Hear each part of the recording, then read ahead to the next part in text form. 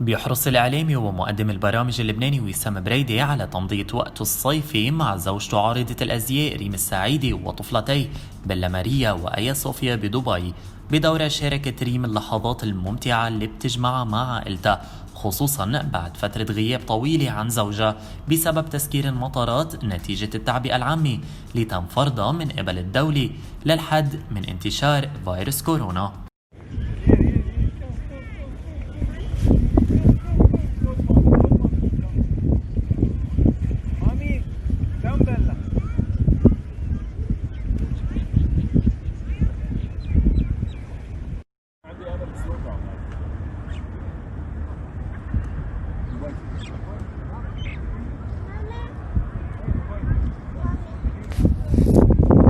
What?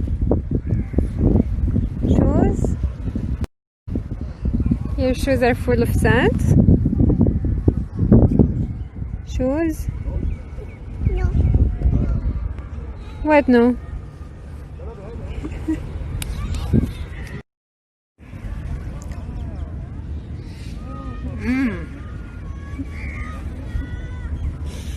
Sophie?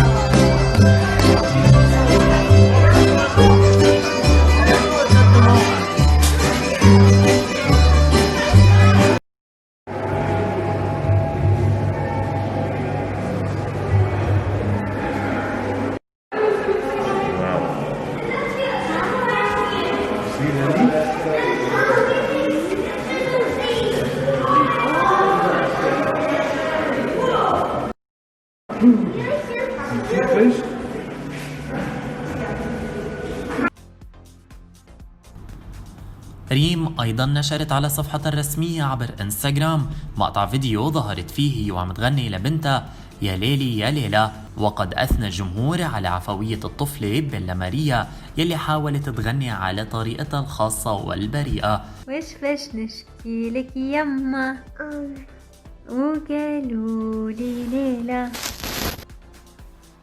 أما وسام فنشر على صفحته عبر انستغرام صورة ظهرت فيها بيلا ماريا مع والدتها ريم السعيدي وأرفقها بتعليق ألفي: الأسرة هي اختبار الحرية، لأن الأسرة هي الشيء الوحيد الذي يصنعه الرجل الحر لنفسه وبنفسه. وكان وسام بريدي قد شارك جمهوره مقطع فيديو نشره على صفحته الرسمية عبر انستغرام من خلال لقاء أفراد عائلته أخيرا بعد غياب طويل، وظهر وسام آنذاك بالصورة هو وحاضن بنته معبرا عن اشتياقه الشديد إلها، كما بدا برفقتها بالمقطع وهو عم يلاعبها قبل ما يسألها عما إذا كانت بتحبه، وأرفق الفيديو بتعليق ألفي: شو كان غريب هالإحساس، أخيرا صارت عائلتي حدي. You love me? You wanna shower? No. You love me, Baba? No. You don't love me?